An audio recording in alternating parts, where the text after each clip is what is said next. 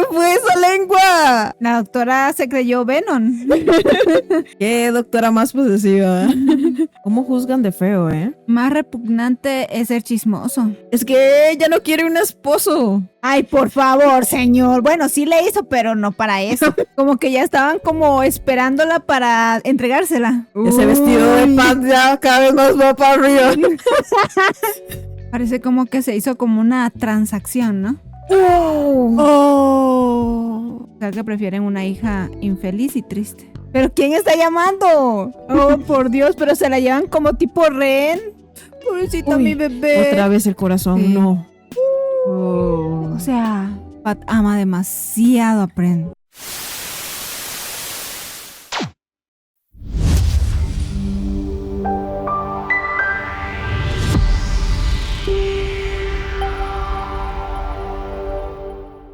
Hola, personitas diversas. Bienvenidas a Mi Mundo Diverso.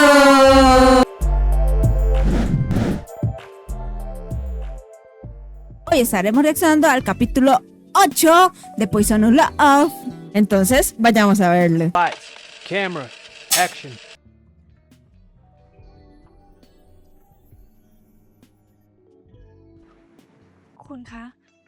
Personitas diversas, si aún no han visto el capítulo anterior a la reacción, pueden verla, por aquí se las vamos a estar dejando.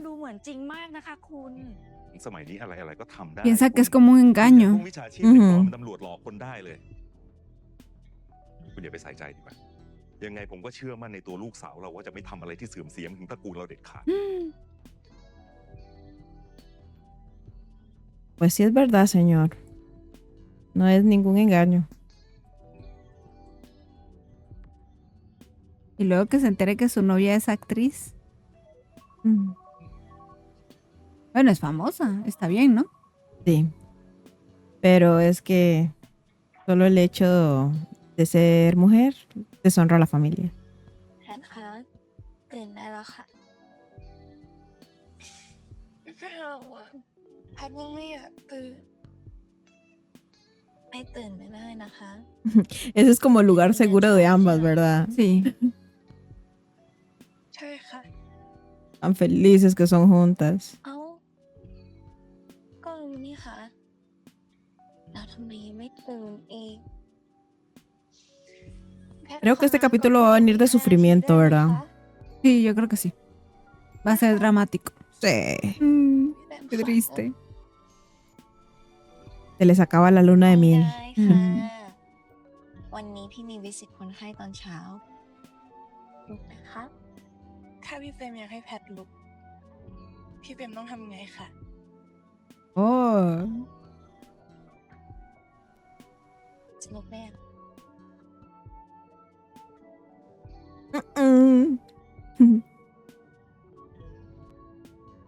Uy.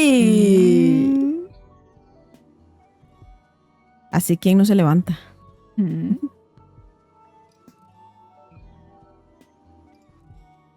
เข้าใจยัง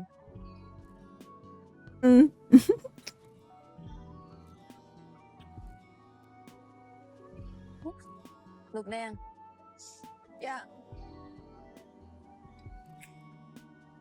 จะลุกได้ยังคะ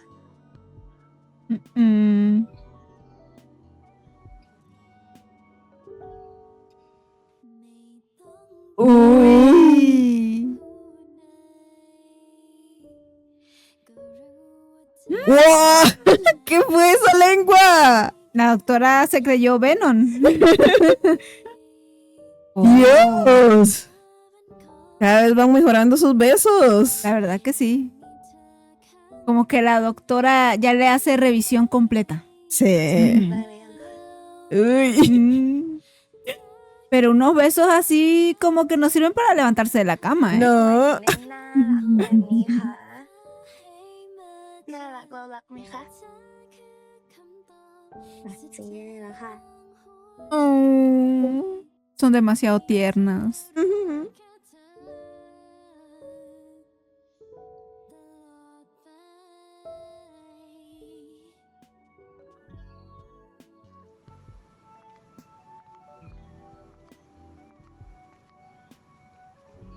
Uy, ¿viste cómo la vio? seduciéndola. อือหือ แพทสวยใช่ไหม ใช่ Mm. ค่ะ แพทสวยมาก แต่ไปเปลี่ยนชุดเดี๋ยวนี้เลยค่ะ Ah, ทำไมอ่ะ posesiva. แพทเพิ่งถอยมาเองนะกะว่าจะใส่วันนี้ ใส่วันนี้ไม่ได้นะคะ เห็นขนาดเนี้ย Uy. ไม่ยอมหรอกนะคะ พี่เป็นห่วงแพทอะค่ะ Sí. ใช่ค่ะ คนอื่นห้ามเห็น พี่เห็นได้คนเดียว เข้าใจ Solo ella puede verla. Qué doctora más posesiva. ชอบจัง เวลาที่พี่เป็นห่วงแพท มันกล้าวใจมากค่ะ Sí, a ella le encanta eso. Que la regañen, que Sí. la celen. Todo eso. เปลี่ยนชุดเพื่อพี่เปรม ดีมากค่ะ น่ารักที่สุด แล้วรางวัลของคนน่ารักนี่เขาได้อะไรกันนะคะ Mm. Ella quiere cobrar su premio. Va a hacer caso, Ujú. pero con un premio. Oh, Oh, wow. wow. Qué lindo premio. Pero ese premio no es más bien para la doctora Pren. Bueno, no, para ambas. Mm. Oh. ได้ได้ Traviesísima.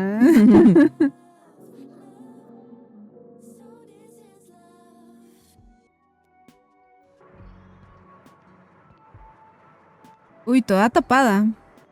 Según, ¿verdad? Ujú. Pero sí es sexy. Sí. Pero ya no se le ve por aquí. คุณแพทคุณแพทมาแล้วมาแล้วคุณแพทครับ Ay, no.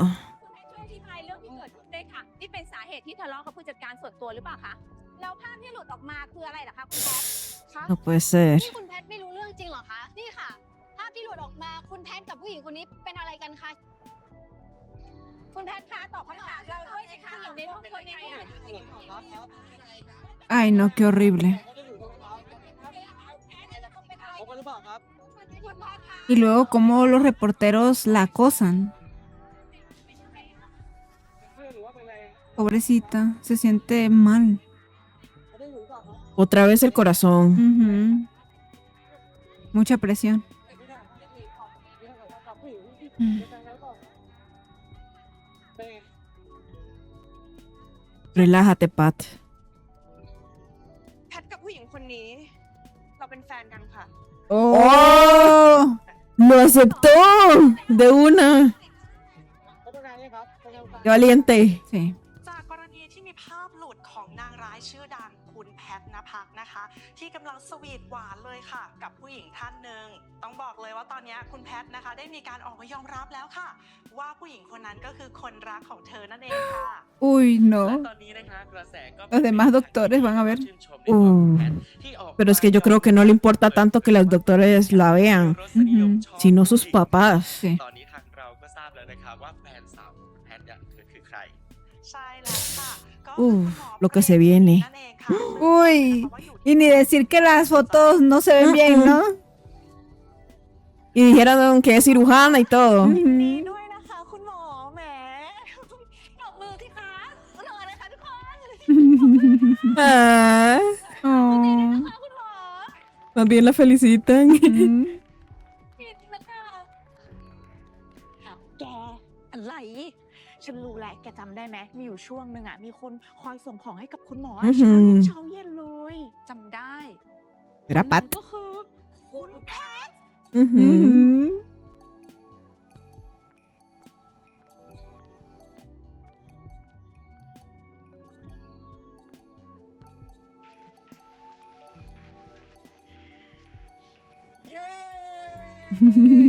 ดีใจด้วยนะเฟรมสุดอ่ะ แพทโคตรเจ๋งอ่ะกล้าเปิดอกยอมรับ ฉันนี่โคตรชื่นชมเลย ข่าวน้องเปรมเนี่ยดังไปทั่วแล้วนะคะ อือหือ มีแต่คนพูดถึง ทำไมแกทำหน้าแบบนั้นอ่ะ ก็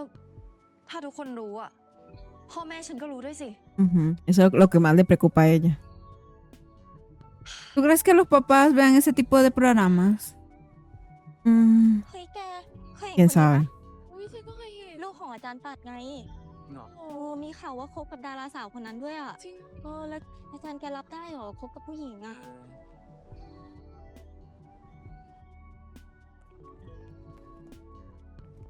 Uy, no. Como un profesor él, ¿verdad? อาจารย์ เฮ้ย ปัดดีใจด้วยนะ จริง คะ ดีใจเรื่องอะไรครับ ไม่ต้องปิดบังหรอกครับพวกเรารู้เรื่องกันหมดแล้ว อาจารย์นี่หัวสมัยใหม่มากเลยนะครับ ยอมรับเรื่องแบบนี้ได้ด้วย จริงค่ะ ถือว่าเป็นคุณพ่อรุ่นใหม่เลยนะคะเนี่ย เล่นขอตัวก่อนนะครับ No es así.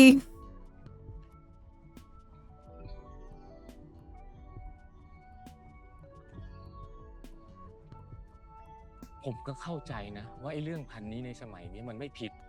แต่สำหรับผมเนี่ยยังไงมันก็ไม่ถูกต้องอยู่ดี มันเป็นเรื่องฝืนธรรมชาติที่เราก็ไม่ควรจะไปอวยอะไรกันมากมาย จริงด้วยครับอาจารย์โลกมันผิดปกติไปหมดแล้ว ไม่รู้ว่าอาจารย์ปรับสั่งสอนลูกไอ้ท่าไหน ถึงกลายเป็นคนแบบนี้ไปได้นะคะ ¿Qué? ก็สั่งส ว้า อน ว ไม่เป็นนะสิครับ ถึงได้ทำอะไรสิ้นคิดแล้วก็น่ารังเกียจแบบเนี้ย ¿Cómo juzgan de feo, eh? Más repugnante es ser chismoso ยกเลิกงานแต่ง y มันเกี่ยวกับ hipócrita. เรื่องนี้นะคะ Hablar de alguien que no está presente. Exacto. เห็นด้วยไหม ผมว่ามันต้องเป็นเรื่องนี้แน่นอนอยู่แล้ว ผู้หญิงวิปริตผิดเพศ ผู้ชายที่ไหนจะอยากได้เป็นเมีย Es que ella no quiere un esposo. ที่พวกคุณคิด Quiere una esposa. Ujú. อย่าให้ผมได้ยินพวกคุณพูดถึงลูกสาวผมเสียหายๆอีก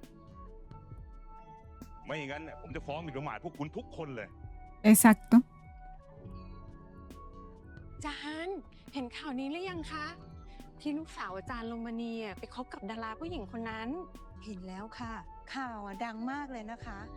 เนี่ยไม่รู้เลยว่าลูกสาวของอาจารย์โรมานีเนี่ยจะมีรสนิยมแบบ Es que son demasiado chismosos ahí. Ujú. ผู้ชายก็ไม่รู้นะคะ ¿Qué les importa? Pero eso no lo consideran malo. แก Ujú. เห็นลูกสาวอะ La hipocresía แต่งงานแล้วมีลูกมากๆถ้ามาเจ Y es que yo digo, ¿qué les importa si no es su hija? Exacto. นะสิคะอาจารย์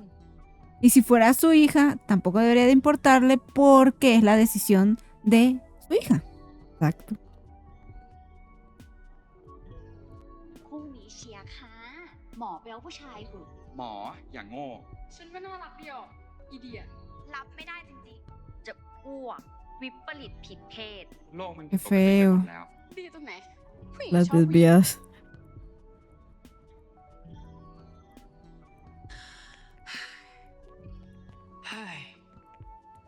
ถอนหายใจอะไรกันคะก็กลุ้มใจแทนเปรมมาสิคะ จริง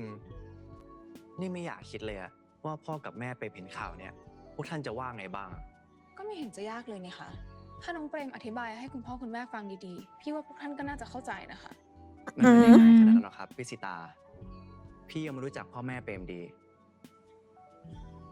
Son como muy conservadores, ¿no? Ujú. Están como hechos a la antigua. Ujú. Ay, la mamá. แม่ Uy, โทรมา ahorita le dice, Pren, ven para la casa. Necesitamos hablar. Que no le conteste que la viste.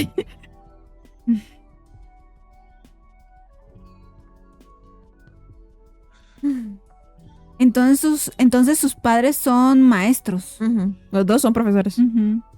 สวัสดีค่ะคุณพ่อคุณแม่ พ่อรู้เรื่องหมดแล้วนะ รู้ด้วยว่าใครเป็นคนปล่อยลูก แล้วถ้าคนอื่นรู้ว่าน้องเปรมผิดเพศ ใครมันจะเมา ปล่อยรูปได้เลย ฝีมือนายธวัฒน์พ่อให้เปรมมาเนี่ย เพื่อที่จะปรึกษาว่าจะฟ้องนายธวัฒน์ข้อหาหมิ่นประมาท สร้างเรื่องโกหกทำให้คนเข้าใจผิดแล้วก็ทำให้ลูกเสื่อมเสีย เปร No ม es difamación. ทำไมเปรมเงียบไปล่ะลูก ลูกก็ตกใจเหมือนกันใช่ไหม Uy, demasiado sorprendida, señora. คุณพ่อคุณแม่คะเปรมกับแพท เราคบกันจริง ๆ ค่ะ คุณพ่อคุณแม่ พี่วัดไม่ได้โกหก เปรม Qué buena que tuvo el valor. Ujú, sí. ลูกหมายความว่ายังไงอะหมายความตามที่พูดทุกอย่างค่ะ เปรมกับแพท เรารักกันค่ะ Eso. ระวังคุณ คุณแม่ Ay, qué ทำ feo. เป็นเล่นนะยายเปรม นี่ลูกพูดอะไรออกมารู้ตัวไหมเนี่ย เปรมรู้ตัวค่ะ แล้วเปรมก็ไม่ได้เล่น บ้า บ้าไปหมดแล้ว สมองเราคิดอะไรอยู่เนี่ย ถึงได้ทำเรื่องที่เลนผิดเพี้ยนในขนาดเนี้ยสติมีไหม Anormal. เปรมมีสติครบถ้วนค่ะ แล้วเปรมก็รู้ตัวด้วยว่าเปรมกำลังทำอะไรอยู่ นี่ถ้าลูกรู้ตัวจริง ลูกต้องไม่ทำเรื่องแบบนี้ หรือว่าผู้หญิงคนนั้นมันทำอะไรลูก ลูกถึงได้กลายเป็นแบบนี้เนี่ย Ay, por favor, señor. Bueno, sí le hizo, pero no para eso. นะคะคุณพ่อ Exactamente, la enamoró. Ujú. พ่อฟังแล้วจะอ้วกออกมารู้ไหม Uy, no. ฟีดแบ็กเรื่องนี้กันยังไงอะ Ay, qué feo. Repugnancia. คุณพ่อคุณแม่ก็รู้สึกแบบนั้นกับเปรมด้วยเหรอคะ เปรมไม่ได้ทำอะไรผิด เปรมไม่ได้ทำให้ใครเดือดร้อน ทำไมต้องทำขนาดนี้กับเปรมด้วยคะ ไม่ได้ทำอะไรผิดเหรอไม่ได้ทำให้ใครเดือดร้อนเหรอพ่อกับแม่เป็นคนรับกรรมเรื่องนี้อยู่นี่ไงเล่า เราสองคนอับอายจะไม่รู้จะเอาหน้าไปไว้ที่ไหนแล้ว คนทั้งมหาอะไรมันพูดกันไปหมดแล้วว่าพ่อมีลูกสาว Ay, bebé, no llores. Besita. พ่อไม่ยอมให้เรื่องนี้มันเกิดขึ้นต่อไปครับ ลูกไปเลิกกับผู้หญิงคนนั้นซะ ไม่ค่ะ เปรมไม่เลิก เปรมซินนี้ ยุคนี้ชายรักชายหญิงรักหญิง มันเป็นเรื่องปกตินะคะ คุณพ่อ มันไม่ปกติสำหรับพ่อไง ลูกต้องไปเลิกกับผู้หญิงคนนั้นเดี๋ยวนี้นี่คือคำสั่ง ไม่ค่ะ Para usted, เปร señor. มไม่เลิก ไม่ Qué bien que se separe. Ujú. Que luche. คุณดูลูกสาวคุณเลี้ยงลูกสาวมายังไงเนี่ยฮะ Oh, มันไม่รักดีเนี่ย ¿Qué?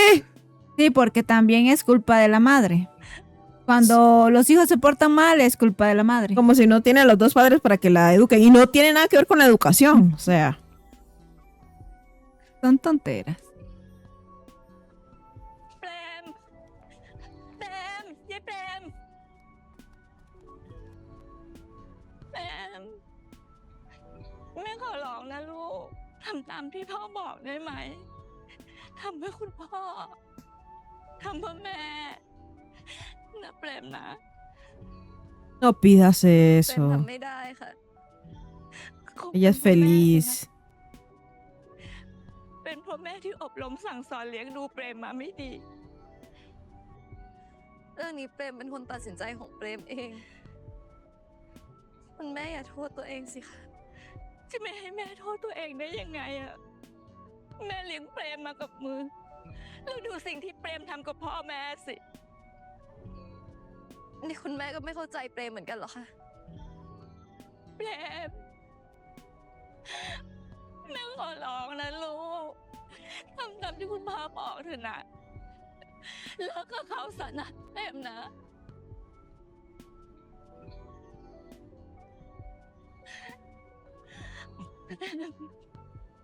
ไม่ค่ะ ตลอดทั้งชีวิตที่ผ่านมา เปรมทำตามคำสั่งของคุณพ่อคุณแม่มาโดยตลอด แต่ครั้งนี้ เปรมขอทำตามหัวใจตัวเองนะคะ Bien. Sí.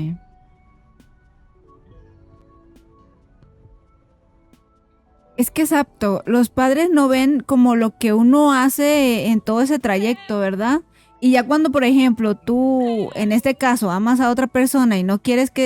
que estés con esa persona, es como que eres la peor persona del mundo. Y ella ya lo dio todo y sacrificó muchas cosas. Y es que, digamos, ellos quieren que viva la vida que ellos digan y no la que la hace feliz. Exacto. Entonces tampoco se vale, ¿no? Porque la que va a ser infeliz es ella. Más bien como pensar, uy, mi hija se portó bien, todo lo hizo bien, pues se llama a otra persona, está bien. Aunque ella sea feliz. Exacto. Y no importa lo que los demás digan, porque las personas siempre van a hablar. Por cualquier cosa van a hablar. Es mejor que esté con Pat que con ese Taguat que es bien malo. Oh.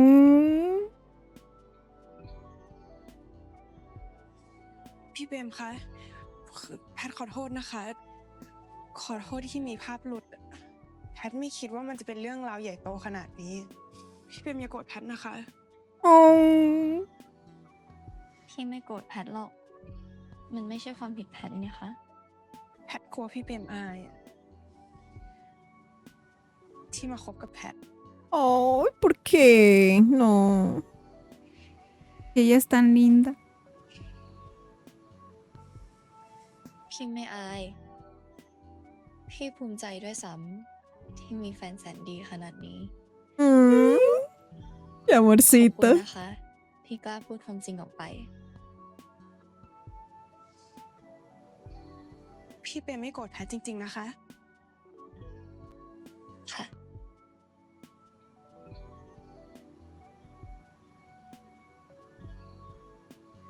แล้วทำไมสีหน้าไม่ดีเลยล่ะคะ พี่แค่เหนื่อยนะคะ แพทค่ะ Ay, พี่หน่อยจะได้ไหม patita. Ah.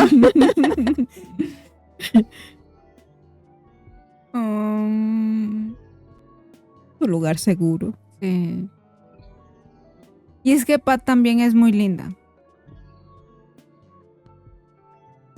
¿Cómo no luchar por un amor así? Sí.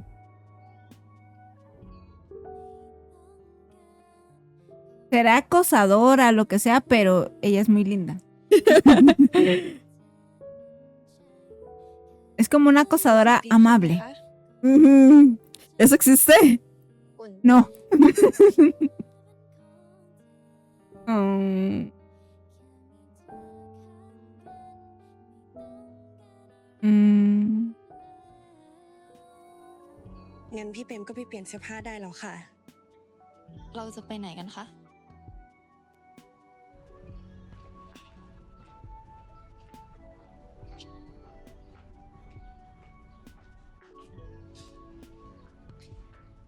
เข้าไปในบ้านกับแพทนะคะ แพทอยากให้พี่เปรมรู้จักครอบครัวของแพท Ah. ความจริงไม่ต้องทำขนาดนี้ก็ได้นะคะ พี่เองก็รู้จักทั้งปาและม้าของแพทแล้ว นั่นมันในฐานะคนไข้ค่ะ แต่นี่ในฐานะคนพิเศษของแพทเลยนะ พี่เปรมคือคนสำคัญของแพทนะคะ แพทอยากให้ทุกคนรู้ Es diferente. Ya los conoce, pero no como si fuera la novia. Sí, porque solo los ha checado. Ujú. แพทรักพี่เปรมนะคะ เราอาจจะเจอกันด้วยความไม่ประทับใจอะแต่ตอนนี้หัวใจของแพทเป็นของพี่เปรมนะ Es tan แต่ถ้า tierna. พี่เปรมแต่งงานกับแพทนะ แพทจะยกสมบัติให้พี่เปรมหมดเลย Ok. Eh. ขนาดนั้นเลยเหรอ Y คะ mira hacia la casa, ¿verdad? ใช่ค่ะ Como todo แต่ esto แพท puede ขอ ser แค่อย่าง tuyo. เดียวคุณหมอเปรมซินีอะห้ามใจร้ายกับแพทเด็ดขาดนะ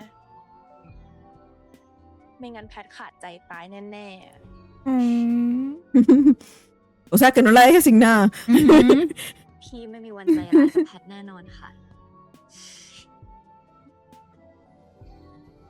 ไปค่ะ เข้าไปในบ้านกัน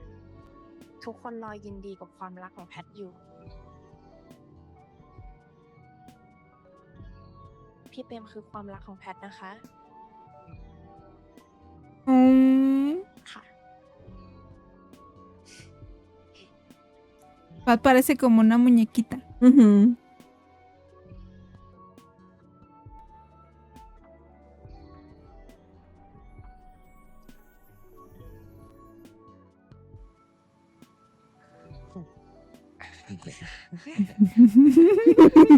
Sus papás son tan lindos. ฟ้าคะมาคะ เลิกมองพี่เปรมได้แล้วค่ะ พี่เปรมทำตัวไม่ถูกแล้วเนี่ย Es que da como nervios, ¿no? คือ Ujú. ขอโทษจ้ะคือพอมันมาเจอกันข้างนอกเงี้ยป้าก็ทำตัวไม่ถูกเหมือนกัน ทำตัวสบายๆเถอะค่ะ จ้ะ จริงค่ะ สบายๆนะคะป้า สบายๆนะคะมาค่ะ Mm. จ้า ถ้าอย่างนั้นก็เข้าเรื่องเลยดีไหมคะ เข้าเรื่องอะไรคะ ป้าเริ่มก่อนนะ จ้ะ คือหนูเปรมคือป้าฝากแพทด้วยนะ ม้าก็ฝากแพทด้วยคนจ้ะถ้าลูกสาวของม้าดื้อม้าอนุญาตให้ตีได้เลย Como que ya estaban como esperándola para entregársela. ดีจ้ะ Ya no va a ser tan considerada. คนมาลุมแพทคนเดียวเนี่ย แบบนี้เขาไม่ได้เรียกว่ารุม แต่เขาเรียกว่า Pero yo creo que Pat le gustará que la castigue. Sí, sí, sí. นี่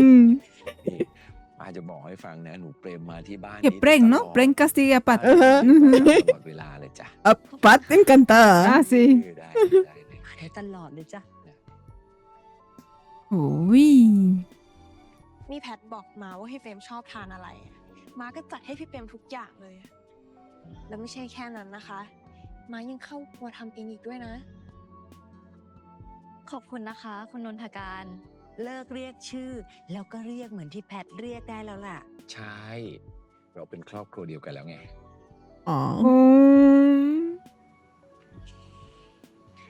ค่ะป้า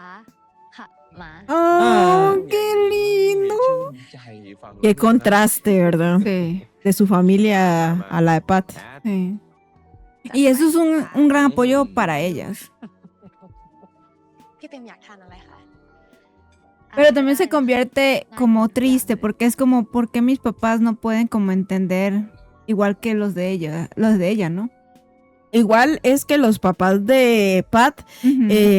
ya saben que ella le gustaban las chicas desde antes, Sí. entonces también ya pasaron un proceso, me imagino. Y apenas los papás de Prem apenas se van enterando. Sí. Es diferente también, hay que dar tal vez tiempo, ¿no? Sí. Y ya tenían como un plan para ella también. Sí. ¿Y cómo se iba a casar? ก็ม้าทำอร่อยนี่คะ ไม่ต้องมาปากหวานเลย ไม่เชื่อถามพี่เปรมได้เลยค่ะ นี่เป็นครั้งแรกเลยนะคะ ที่แพทเห็นพี่เปรมทานเยอะขนาดนี้อะ จริงค่ะม้า อาหารที่ม้าทำอ่ะ อร่อยจริง ๆนะคะเต็มอิ่มมากเลยค่ะ ป้า จับตัวม้าทีสิ จับทำไมอ่ะ ตัวม้าจะลอยอยู่แล้ว Oh. จะไปรอยังไงเลย O sea, como que sintió lindo, ¿no? ต่อไปไม่ทำอะไรให้ทานแล้วนะ จะลอยจริงๆนะเนี่ยนี่จะจับไปก่อนนี่จริงๆจะลอยแล้ว ตายที่สุดเลย Que su nuera le diga eso, pues sí, están las nubes. Es un como halago, ¿no? Ajá, cumplido. เปรมเอากลับบ้านดีกว่าปะ ได้ค่ะ ขอไปหน่อยนะ ขอบคุณนะคะ เปรมอิ่มจริงๆก็เนี่ยเนาะ จริงค่ะป้า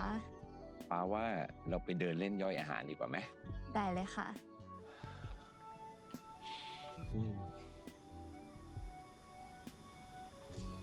ขอบคุณนะลูก ขอบคุณเปรมเรื่องอะไรเหรอคะ ขอบคุณที่รับรักลูกสาวป้าไง นี่ หนูเปรมอ่ะ เห็นแพทร่าเริงสดใสแบบเนี้ยเมื่อก่อนเนี่ยไม่ได้เป็นแบบนี้นะ ป้าอยากจะเล่าให้ฟัง หนูจะได้เข้าใจแพทมากขึ้น และในอนาคตน่ะเผื่อว่าจะได้อภัยกันได้ ค่ะ ตอนเด็กๆอ่ะ แพทเป็นเด็กที่ขี้กลัวไปทุกอย่างเลย ไม่กล้าทำอะไรด้วยตัวเอง ใจอ่อน ใครมาพูดอะไรขออะไรก็ให้เขาไปหมดทุกอย่าง แถมยังโดนเพื่อนแกล้งเป็นประจำเลย ป้าเครียดมาก ถึงขนาดต้องไปปรึกษาจิตแพทย์ และตั้งแต่นั้นมานะ ทั้งป้าและม้า ก็ช่วยกันดูแลแพทย์อย่างดี จนในที่สุด เด็กสาวที่อ่อนต่อโลก ก็กลายมาเป็นสาวสวยที่เข้มแข็งอย่างที่หนูเห็นทุกวันนี้ไง นี่รู้ไหม วันแรกนะ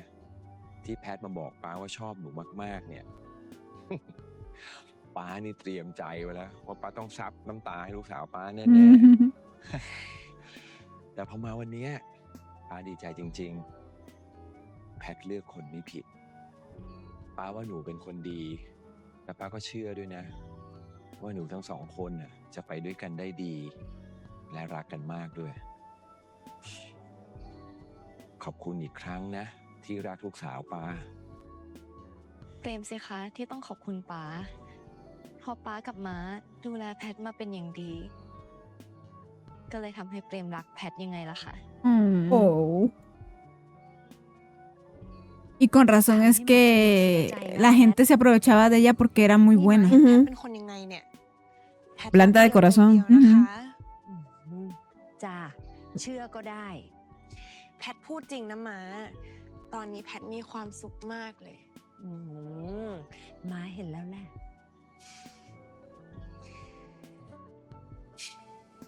แต่พอสุขมากๆอะแพทก็เริ่มกลัวนะม้า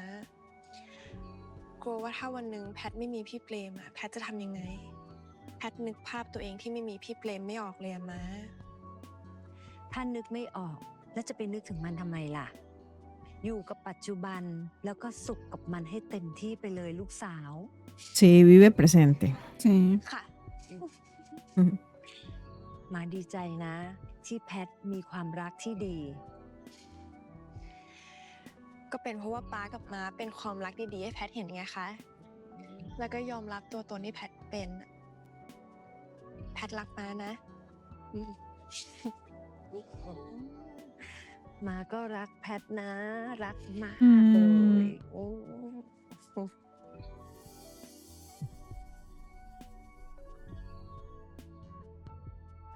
Otra vez. El corazón. Sí.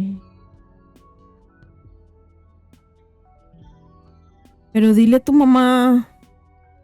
Que nunca dice nada. Se queda callada. Y no va ni al doctor para ver cómo está. Ahí tiene a la doctora. No solo decirle que la cheque un poco.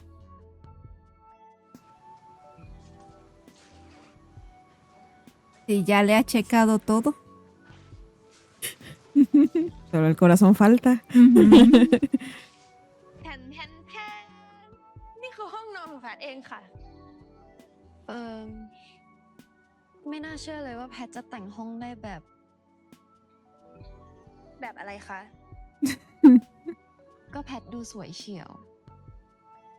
แต่ห้องนอนอย่างกับเจ้าหญิง ส่วนใหญ่แพทนอนคอนโดอะก็เลยขี้เกียจตกแต่งใหม่ สาวช่างฝันเหรอเราอะใครจะเชื่อ ว่านางร้ายสุดสวย จะยังอยากอยู่ในโลกของเจ้าหญิง Uy, ahí está la villana. Ahí está la princesa. จะทำอะไร นี่ที่บ้านนะ แพทอยากให้พี่เปรมเป็นเจ้าหญิงในโลกของแพทอะ ชายหรือไง ไม่ใช่ แพทเป็นเจ้าหญิงที่ได้ครองรักกับเจ้าหญิงเปรม La otra princesa. เดี๋ยวนี้ปากหวานใหญ่แล้วนะ ปากหวานให้กับพี่เปรมคนเดียวเท่านั้นแหละ เจ้าหญิงของแพท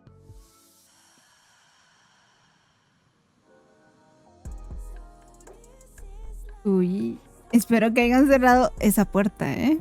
No, obviamente los papás no van a entrar. Sí, ¿verdad? Ujú. Saben que pueden estar haciendo cualquier cosa en la habitación. และต่อไปนี้ เจ้าหญิงแพทจะปกป้องเจ้าหญิงเปรมซินีแต่ทุกอย่างเอง Oh, tan linda.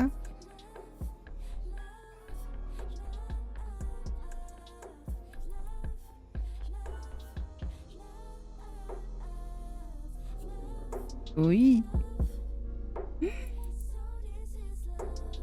Me encanta esa química que tienen, ¿eh? Ese vestido de pants ya cada vez más va para arriba. Como que podemos ver algo.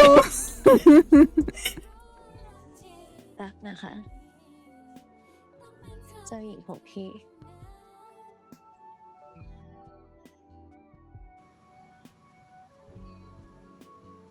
เราจะพูดกับลูกยังไงดี ฉันก็ไม่รู้เหมือนกันนะคะ วันนี้ทั้งพูดทั้งดุไอ้เปรมยังไม่เชื่อเราเลย ผมว่าถ้าลูกได้คบกับผู้ชายนะ ลูกน่าจะหายจากอาการแปลกๆนี้ แล้วใครคือผู้ชาย Extraño malestar. Como si fuera una gripe. Como si estuviera enferma. ผมจะลองให้ลูกคบกับลูกชายเพื่อนผมดู Ya. กฤษเพิ่งจบด็อกเตอร์กลับมา คนที่เป็นอาจารย์คนนั้นน่ะเหรอคะ ใช่ แต่กฤษกับยายเปรมไม่รู้จักกันอยู่ก่อนแล้ว คุณเรียกให้ลูกกลับมาที่บ้านแล้วกัน แต่ฉันกลัวว่าลูกจะ คุณเลี้ยงลูกมากับมือ คุณรู้ไม่ใช่เหรอว่าต้องพูดยังไงไม่ให้ยายเปรมปฏิเสธ ผมไม่ยอมให้ชีวิตลูกต้องมาด่างพลอยไปเรื่องบ้าๆอย่างนี้หรอกนะ ยังไงผู้หญิงก็ต้องคู่กับผู้ชายเท่านั้น Imperfecta. Wow. Solo es imperfecta porque no es lo que él quiere.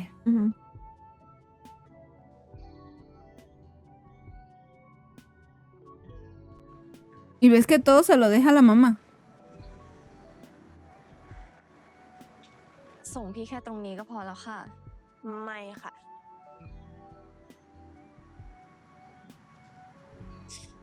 จะทำอะไรคะ เราจะจับมือกันเดินเข้าไปด้วยกันค่ะ ตอนนี้ทุกคนก็รู้หมดแล้วว่าเราเป็นอะไรกัน เราจับมือเดินเข้าไปด้วยกันนะคะ นะคะพี่เปรม Me gusta mucho la ropa que lleva Pren. Se ve muy bonita. Y Pat, como siempre, sexy. Ay. Mm.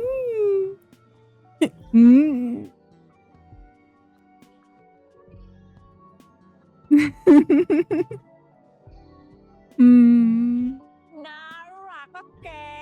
Ay. Se ven muy bonitas juntas. Sí. Combinación perfecta. ขอบคุณนะคะที่มาส่ง แต่ไปทำงานได้แล้วค่ะ ไปก็ได้ค่ะ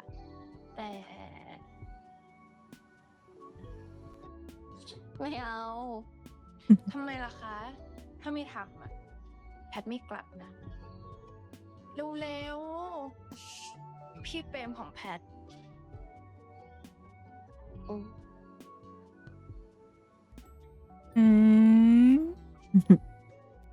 เย็นนี้แพทมารับนะคะ Se lo da muy sexy ese beso, ¿verdad? บ๊ายบาย ใส่กันค่ะ Sí, una piensa que va a haber algo más. ตั้งใจทำงานนะ ให้อยู่ปะ ไปทำงานค่ะ โอเค บ๊ายบาย เจอกัน ไปจริงๆแล้วนะไปคิดถึงกันนะ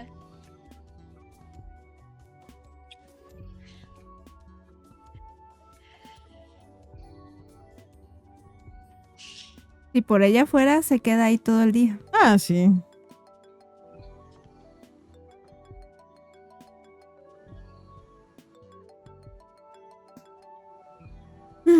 Qué difícil.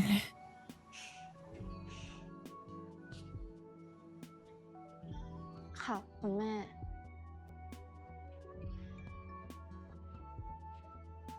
สักครู่นะคะ วันนี้ไม่ต้องมารับพี่นะคะ พี่มีธุระกับที่บ้านค่ะ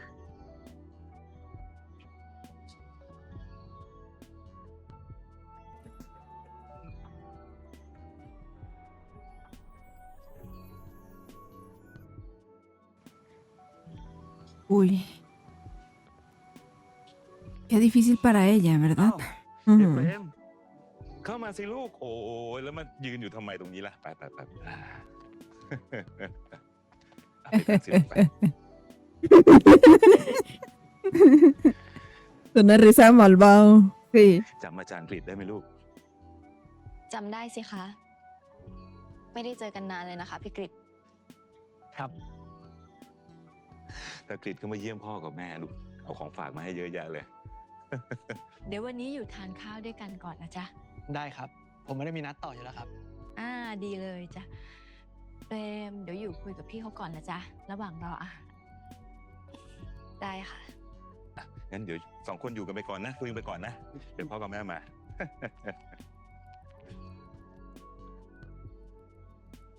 Pero es que ni disimulan los papás.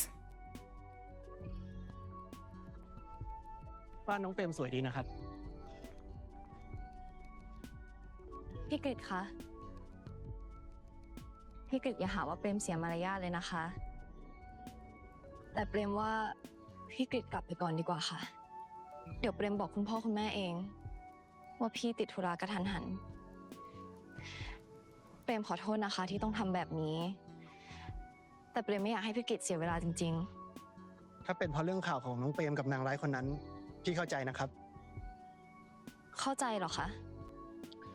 พี่รู้ว่าคุณลุงคุณป้าไม่สบายใจกับข่าวนี้ เลยพยายามจับคู่ให้เรา2 คน Qué bueno, lo sabe todo ya. น้องเปรมนะครับ พี่ว่าตอนนี้อย่าเพิ่งไปขัดใจพวกท่านเลยดีกว่า ถ้ายิ่งขัดใจพวกท่านอาจจะไม่ชอบผู้หญิงคนนั้นมากกว่าเดิมก็ได้นะครับ เปรมไม่เข้าใจทำไมพี่กฤษถึงช่วยเปรม ที่พี่ช่วย พี่ไม่ได้หวังให้น้องเปรมมาชอบพี่นะครับ แต่ที่พี่ช่วย เพราะว่าพี่รู้ว่าความรักมันห้ามกันไม่ได้ ไม่ว่าจะกับเพศไหน ชายกับชายหรือว่าหญิงกับหญิง มันเกิดขึ้นได้ทั้งนั้น และมันก็ไม่ใช่เรื่องผิดนะครับ ถ้าเราจะรักใครสักคน Oh, es bueno. Ya te queremos. ดีจังเลยนะคะ ที่มีคนเข้าใจ ถ้าน้องเปรมอยากคุยหรืออยากปรึกษาพี่ยินดีนะครับ พี่เป็นผู้ฟังที่ดี ขอบคุณค่ะ ผมกลับเลยนะครับลุงคุณป้า ว่างๆก็ชวนน้องเข้าไปดูหนังไปกินข้าวบ้างกันเลยนะ ได้ครับ ผมขอเบอร์น้องมาแล้วครับ พี่ไปก่อนนะ ค่ะ Parece como que se hizo como una transacción, ¿no? สวัสดีค่ะ Ujú. Yo la llamo.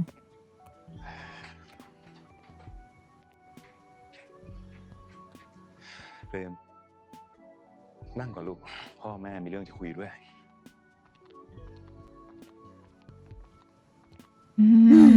Ese hablar. No me gusta.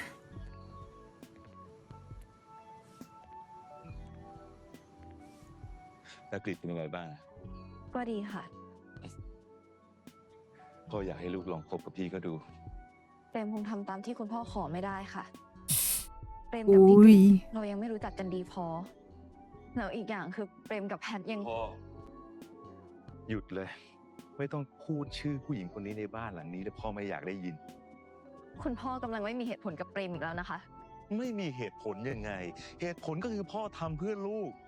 พ่อก็แค่อยากให้ลูกลงเอยกับตากฤษแล้วถ้าลองคบกันดูเนี่ยมันก็ไม่มีอะไรเสียหายไม่ใช่เหรอ เปรมไม่คิดจะแต่งงานอีกแล้วค่ะ คุณพ่อ เปรมซินี คุณพ่อคุณแม่ก็น่าจะเห็นแล้ว ว่าทำไมเปรมถึงไม่อยากที่จะแต่งงาน Ujú. นี่ลูกกำลังประชดเรื่องที่ลูกผิดหวังเรื่องแต่งงานใช่ไหม เปรมไม่ได้ประชดค่ะ ความรักในเพศเดียวกัน ลูกก็รู้มันไม่ถูกต้อง ลูกเป็นคนบอกกับพ่อเองนะ เคยบอกกับพ่อเองว่าลูกอยากจะแต่งงานอยากจะมีครอบครัวแล้วมาถึงวันนี้ทำไมลูกเปลี่ยนคำพูดล่ะฮะ พ่อ พ่อแม่ทุกคนหวังดีกับลูกทั้งนั้น ลองคิดทบทวนดูแล้วกันว่าไอ้สิ่งที่ทำอยู่นี่มันถูกต้องแล้วเหรอ Lo decía por ustedes, que la presionaban siempre. ถามพ่อถามแม่ว่ามีลูกเป็นถึงคุณหมอ แต่ผิดปกติรักชอบเพศเดียวกันเนี่ยนะ เปรม Es ไม่ได้ normal. แล้วการรักและชอบเพศเดียวกัน ก็ไม่ใช่เรื่องผิดด้วยค่ะ คุณพ่อ ไม่ต้องมาเถียงพ่อเลย คุณพ่ออย่ามาเผด็จการกับเปรมนะคะ เปรมโต อือหือ แล้ว เปรมบรรลุนิติภาวะแล้ว เปรมมีสิทธิ์ที่จะ Exacto ทำอะไรก็ได้ ขอร้องเถอะค่ะอย่าทะเลาะกันเลยนะคะ ผมก็ไม่ได้อยากทะเลาะแต่คุณดูลูกสาวคุณสิ แล้วนี่สั่งสอนกันยังไง ให้ลูกเนี่ยไม่เชื่อฟังพ่อแม่ได้ขนาด Ay, เนี่ย señor. คุณเองก็ไม่ได้เรื่อง อย่าว่าคุณแม่นะคะ คุณแม่ไม่ได้ทำอะไรผิด คนที่ผิดคือเปรมเองค่ะ นี่ไงรู้แล้วว่าผิดใช่ไหมรู้ว่าผิดแล้วทำอีกทำไม เปรมผิด ที่เปรมไม่เชื่อฟังคุณพ่อคุณแม่ Ujú. แต่เปรมไม่ผิดที่เปรมรักผู้หญิง Ujú. เปรมจะไม่แต่ง Exacto. งาน และยังไงเปรมก็ยังยืนยันที่จะรักผู้หญิงคนนี้ค่ะ Qué bien, Prem. อีกเฟรม Oh. Oh, oh, qué feo. Qué feo.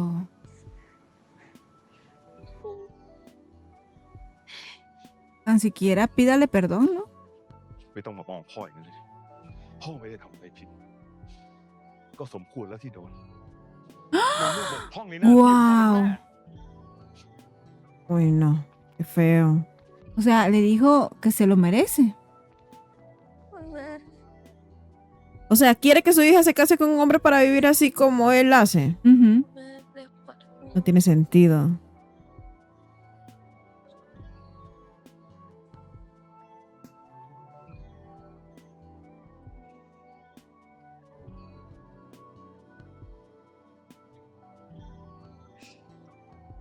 เปรมขอโทษนะคะ ที่ทำให้คุณแม่ต้องเจ็บตัว Ahora ya se va a sentir culpable. Sí. เจ็บแค่นี้ไม่ได้ แต่เจ็บที่หัวใจนี่สิ อืม แม่ทนไม่ได้จริง Y esa manipulación es fea, en serio se siente uno mal. Sí. Pero ella no está haciendo nada malo, o ๆ เป็น sea, ทำตามที่พ่อ ya les บอก dio ได้ไหม todo. ลูก ¿Qué más quieren de ella? Que sea infeliz. แม่ทนเป็นพ่อว่าลูกไม่ไหวอีกแล้ว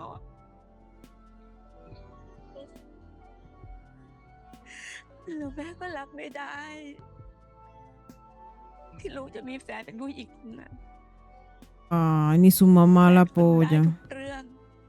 แต่เรื่องนี้เรื่องเดียวที่แม่รับไม่ได้จริงๆนะลูก Qué feo. Qué feo que no vea el amor que le tiene Pren a Pat.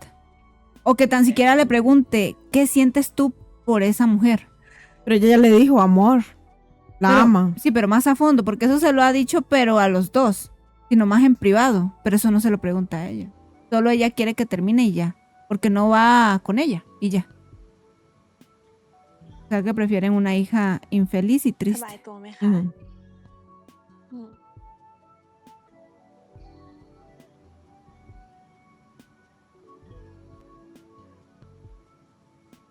แพท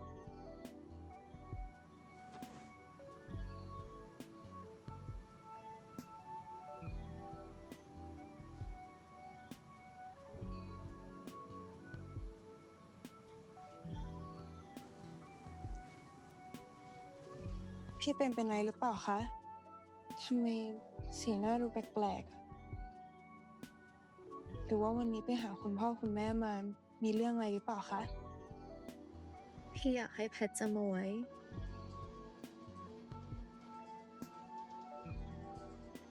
ว่าถ้าหากเกิดอะไรขึ้น ไม่ว่าแพทจะเห็นอะไร หรือได้ยินอะไร พี่ขอให้แพทเชื่อใจพี่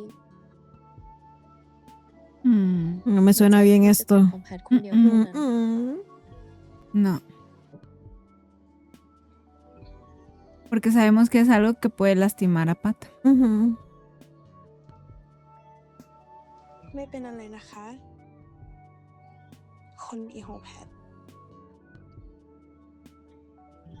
แพทจะเกาะพี่เปรมไว้แบบนี้เอง Ojalá Pat sepa qué es lo que está pasando en la casa de ella, o sea, con los padres. Sí, porque pues hasta ahorita Pren no le ha dicho nada. Pero que lo intuya, y con esas Ujú. palabras intuye uno algo, ¿no? Sí.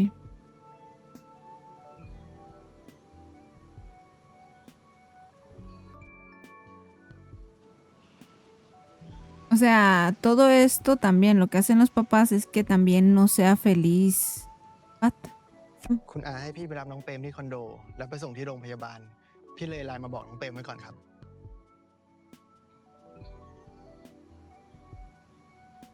Creo que lo va a hacer por los papás. Sí.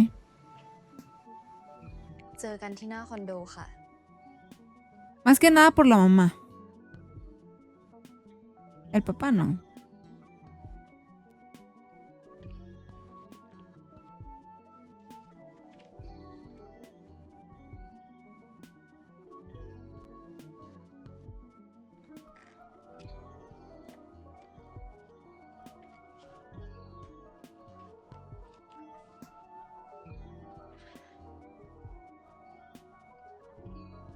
Vamos a sufrir. Y mucho.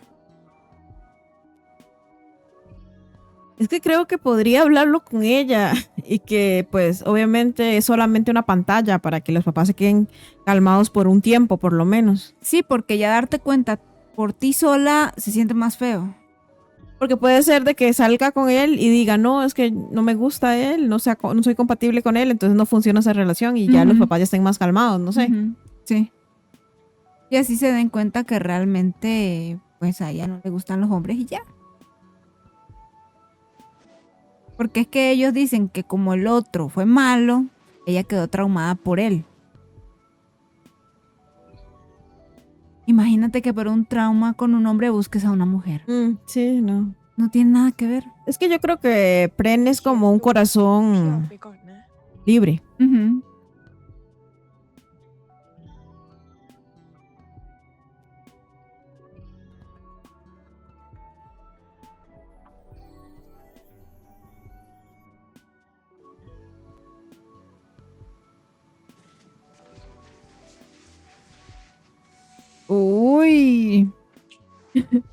เออ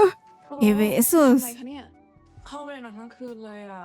คิดถึงพี่สิตาจะแย่อยู่แล้ว Pero ella siempre se la quiere comer. Sí. Creo que ella acapara mucho su boca. O sea, está bien, pero un poco de dejar respirar, ¿no? Yo siento que le gusta. Sí. Por eso la ves así. Sí, yo también pienso que a la actriz le gusta la otra Ajá. también. Aprovecha. Y es que René es muy bonita. Cita en la serie, ¿no?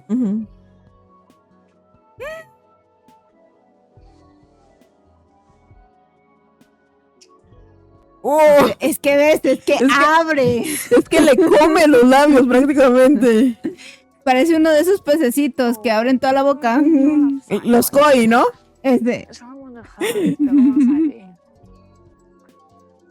Uy, no. ¿Pero quién está llamando? อาจจะเป็นเคสโหลดที่โรงพยาบาลด้วยนะคะ Qué horror.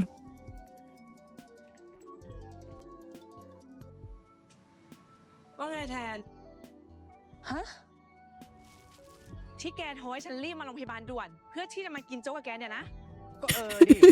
รู้ไหมกว่าจะซื้อเจ้านี้ได้อะฉันต่อคิวเป็นชั่วโมงเลยนะ โจ๊กเจ้าเนี้ยเด็ดจริงอะไรจริง ไอ้แทน แกนี่มันจริงเลยนะ รู้ป่ะว่าเมื่อคืนฉันไม่ได้นอนเลยน่ะ ไม่รู้ มีหน้ามาตอบแบบนี้ เอานะโบ เพื่อนเขาอุตส่าห์ไปต่อแถวซื้อมาให้ แล้วอีกอย่างหนึ่งพี่ก็ Qué malo. Pobrecita niña, ¿verdad? กินกันเถอะ No ha dormido nada. เปรมมาหรือยัง แกโทรหาเปรมเลย จะได้มากินด้วยกัน ไม่ต้องโทรแล้ว นู่น พี่กลับก่อนนะครับ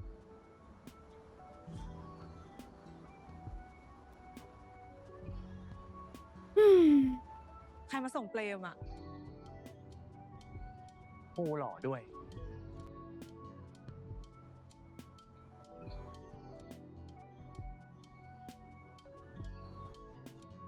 โอ้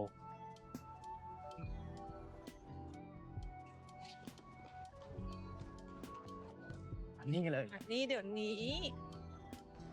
Oh, por Dios, pero se la llevan como tipo rehén. ผู้ชายที่มาส่งแกเมื่อกี้คือใคร แล้วแพทไปไหน แล้วทำไมน้องเปรมถึงมากับเขาได้ ตอบมาเดี๋ยวนี้อย่ามาเงียบใส่ Si no la dejan hablar. พ่อแม่แกนี่มันโคตรสุดยอดเลยว่ะ ถอดแบบออกมาจากละครเปียบ แล้วคุณแพทเขารู้ไหมเนี่ย ว่าน้องเปรมโดนจับคู่ ไม่รู้ค่ะ เอ้า แล้วทำไมแกไม่บอกอ่ะ ถ้าเกิดเขารู้ที่หลังและเข้าใจผิดอ่ะ Sí. แกจะยุ่งมาได้นะเปรม ก็ฉันไม่รู้จะบอกแพทยังไงอ่ะ ก็บอกไปตรงๆ แกจะปิดทำไม Exacto. พี่เห็นด้วยกับโบนะเปรม เปรมไม่ได้ผิดอะไรสักหน่อย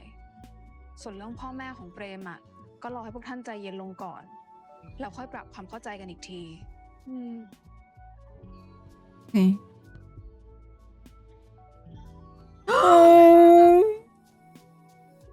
Ay, no. สวัสดีครับคุณแพท Lo escuchó todo. Bueno, Sí. es bueno que se entere. Oh, su carita. พี่ขอโทษนะ ไม่ได้เล่าความจริง ไม่เป็นอะไรเลยค่ะ แพทเข้าใจ เพราะแบบนี้ใช่ไหมคะ พี่เปรมถึงบอกให้แพทเชื่อใจพี่เปรม Ujú. แพทคิดว่าเราต้องทำอะไรสักอย่างค่ะ เรื่องราวแบบนี้จะได้ไม่ต้องเกิดขึ้นอีก ทำยังไงเหรอคะ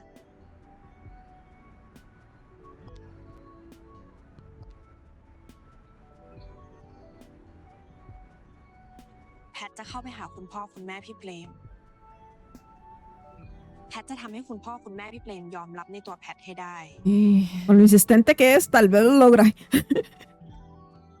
Pero creo que no solo una vez bastará.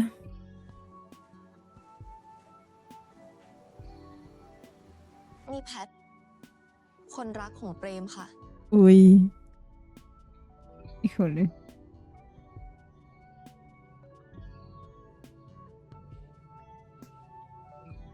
เปรมเข้าไปในห้องกับพ่อหน่อยพ่อมีเรื่องจะคุยด้วย คุยกันตรงนี้ก็ได้นะคะ แน่ใจเหรอ ค่ะ เพราะว่าแพทกับพี่เปรมเราไม่มีความลับต่อกันอยู่แล้วค่ะ อุ้ย ก็ดี ฉันจะได้พูดตรงๆ ไม่ต้องมีมารยาทกันแล้ว เลิกกับยายเปรมซะ คุณพ่อคะ คุณโตแล้วนะ หวังว่าพูดครั้งเดียวก็จะเข้าใจ แพทเข้าใจค่ะ แต่แพทไม่เลิก ยังไงก็ Exacto ไม่มีวันเลิกกับพี่เปรมเพราะเราสองคนรักกันค่ะ พูดอยู่ได้ไว้คำว่ารักเนี่ย ฉันฟังจนเอียนไปหมดแล้ว เลิกพูดได้ไหมคำเนี้ย มันเป็นความจริงค่ะทำไมแพทจะพูดไม่ได้ค่ะ นี่เธอ แพทขอร้องนะคะ ขอร้องให้คุณสองคนให้โอกาสแพทกับพี่เปรมสักครั้ง ขอโอกาสให้เราสองคนได้รักกันเถอะนะคะ มันจะไปรักกันได้ยังไง ฉันรับไม่ได้ เธอสองคนต้องเลิกกันเดี๋ยวนี้ นี่คือคำสั่ง ความรักของแพทกับพี่เปรมเป็นความรักที่จริงใจและบริสุทธิ์ อือหื เรา อ ต่างหวังดีในกันและกันนะคะ แพทอยากให้คุณพ่อคุณแม่เปิดใจ อย่าบอกให้พวกเราเลิกกันอีกเลยนะคะ หยุด อย่ามาเรียกฉันว่าพ่อ ฉันรังเกียจ อุ้ยเบลอ๋อ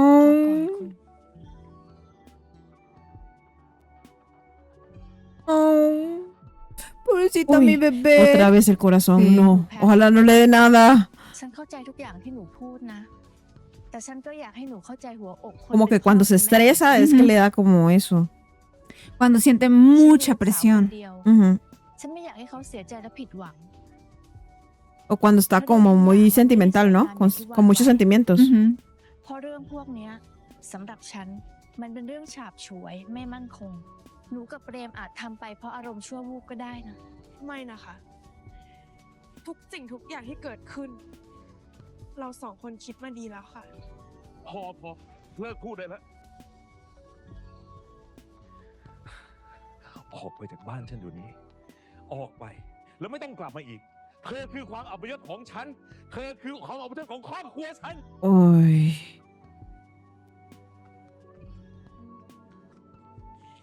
ไม่ค่ะ แพทไม่กลับ จนกว่าคุณจะเข้าใจแพทกับพี่เปรม ไม่มีวัน ยังไงเธอก็ไม่มีวันเข้าใจ ออกไปซะ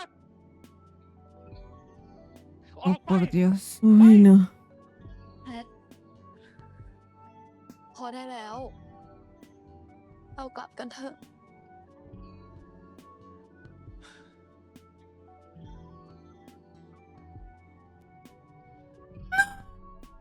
Oh. O sea, Pat ama demasiado a Pren. Ujú. แพทรักพี่เปรมนะคะ รักมากซะจนชีวิต Te lo นี้แพทขาดพี่เปร suplica. มไม่ได้ Sí. Fuerte. ขอให้คุณทั้งสองคนน่ะให้โอกาสแพท แล้วคุณจะได้เห็น ว่าแพทก็ดูแลพี่เปรมไม่ต่างจากผู้ชายที่ดูแลผู้หญิงเหมือนกัน Uy. Ya tiene mucho.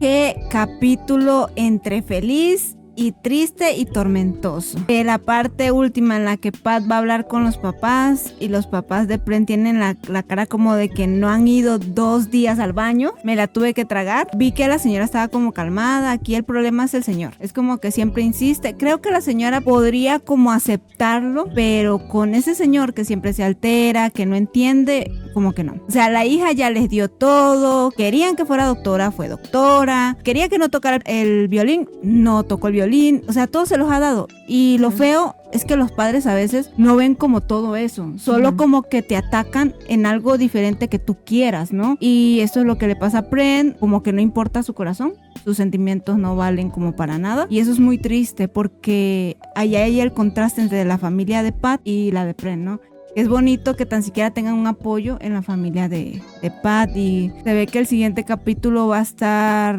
un poco inestable, no sé si desgarrador. Sí, yo creo que la que se podría doblegar más es la mamá, o se podría aceptarlo, aunque ella diga que no puede aceptar eso. Siento que sí podría por el gran amor que le tiene a su hija. Y en lo último se vio más o menos cuando Pat se arrodilla ante ellos y la mamá se le queda viendo como, oh, mira lo que hace para poder estar con mi hija. Entonces yo lo entendí más o menos así. De quedó así de que aceptará o no los papás.